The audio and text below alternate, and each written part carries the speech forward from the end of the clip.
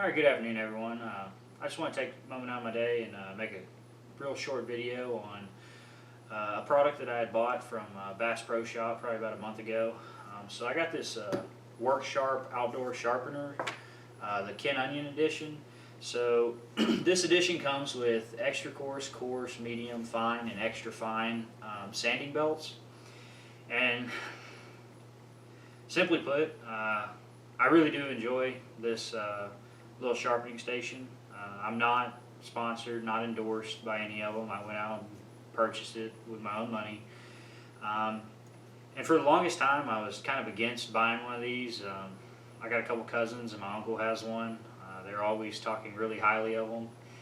But I kind of have a little bit more old school mentality when it comes to sharpening stuff. I prefer diamond files, strops, Arkansas stones, just your traditional sharpening techniques. And I kind of was real apprehensive about going out and purchasing one of these. I had a little bit of extra money and figured I'd give it a shot, especially with all the knives I have, kitchen knives and personal knives, and then also all the single bevel broadheads that I use. I figured, hey, what the heck, if it could save me some time. It was like 120 bucks, I think, somewhere in there. I'll give it a shot. So right off the bat, it's pretty self-explanatory.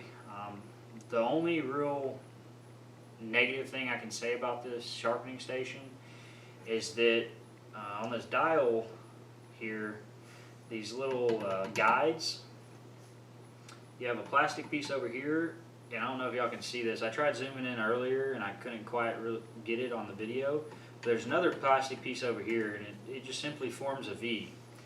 Well, one of the issues I found is, especially if you're sharpening, say, one of those machetes in my other videos that has a little bit thicker steel in it, is you have issues with the blade seating down in that groove and getting your angle on the, sorry I had a message, on the sanding belt.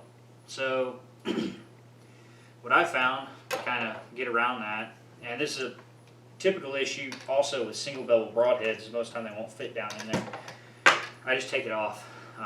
You can freehand it.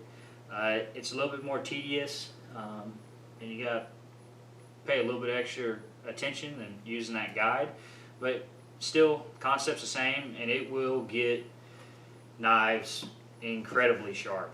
I would like to say I could get them sharper with my diamond hones and my Arkansas stones, but truthfully, it's probably about the same.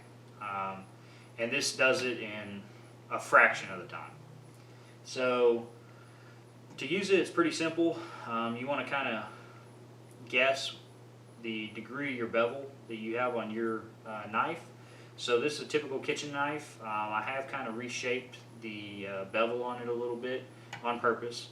So you look over here, and there's a little dial indicator. And right now we're at about 25. So I'm going to go ahead and turn that to probably about 20 for this knife. Kind of lay it on there, compare it. And you don't want to force tension into the sanding belt. You just want to have light pressure, and you'll see when you if you purchase one that it just has a little bit of tension on that belt, and that's all you need. So we'll go ahead and hit this a couple times, and I'll give you the kind of overview of how you sharpen with one. So because this knife's already reasonably sharp, I just touching it up after cutting up some vegetables. I'm going to go ahead and use the fine grit.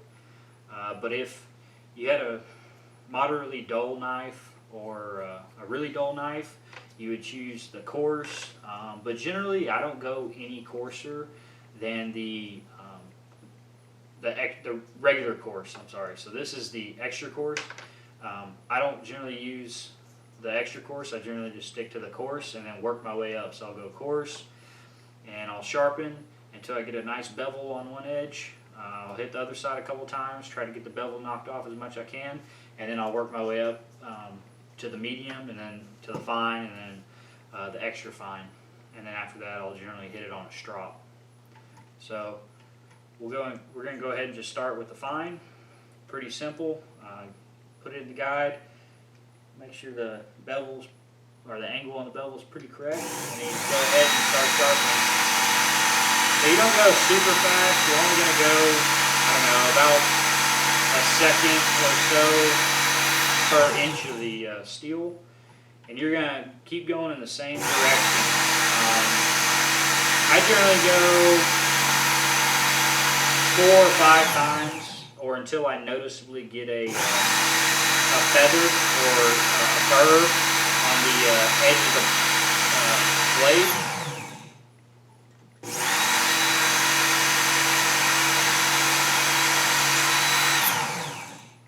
And you check, and I got a slight burr.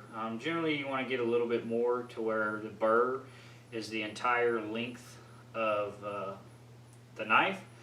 But anyways, this is just to give you all the concept of how it works. And then you use the other side.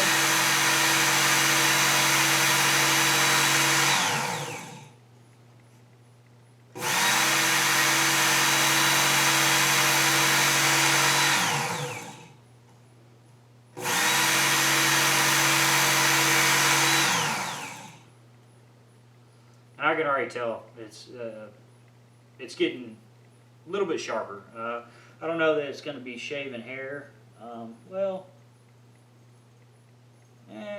it's getting close. But you just, ooh, it's a little bit sharper than I thought.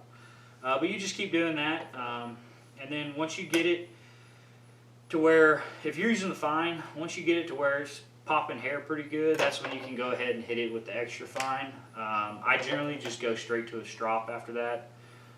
There's some good leather strops on Amazon, nothing fancy. If you're interested in that, just get on Amazon, look up leather strops. Most of them come with compound too. But that pretty much concludes the video. I just kind of wanted to give y'all a brief overview, and I really do want to put out a good word about this product. I really enjoy it. Again, I'm not endorsed by them or anything. I definitely paid for it out of pocket. But it is a good product. And also, if you're using single bevel broadheads, it's awesome. You don't necessarily need this at all for broadheads or knives or anything, but it drastically cuts down your sharpening time. Seriously, it really does. But that pretty much concludes the video. Thank y'all for watching, and I hope y'all found this informational. Have a good day.